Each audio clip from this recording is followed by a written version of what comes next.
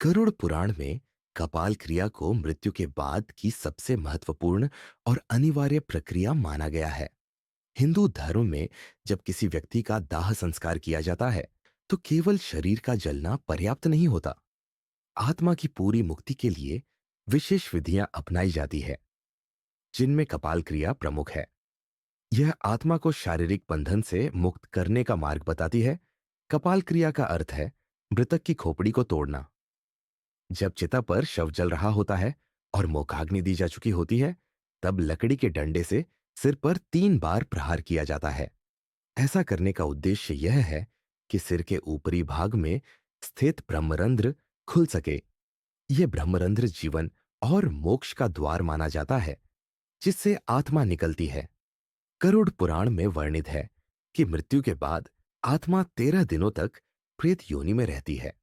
इस समय किए गए संस्कार, विशेष रूप से कपाल क्रिया, आत्मा को गति प्रदान करते हैं। यदि यह प्रक्रिया नहीं की जाए, तो आत्मा अधर में अटक सकती है और उसे शांति नहीं मिलती। इसलिए इसे केवल रस्म नहीं, बल्कि एक आध्यात्मिक आवश्यकता माना जाता है। कपाल क्रिया धार्मिक मान्यता के अनुसार आत्मा की यात्रा को आसान बनाती है।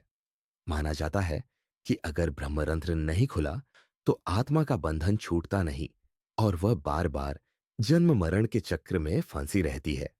इस प्रक्रिया के जरिए आत्मा को पंच तत्वों में विलीन किया जाता है, जिससे वह मोक्ष की दिशा में अग्रसर हो पाती है।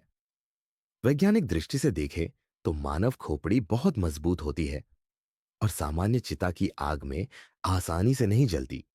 अगर खोपड़ी अधसली रह जाए, तो धार्मिक मान्यता के अनुसार आत्मा की मुक्ति में बाधा आ सकती है।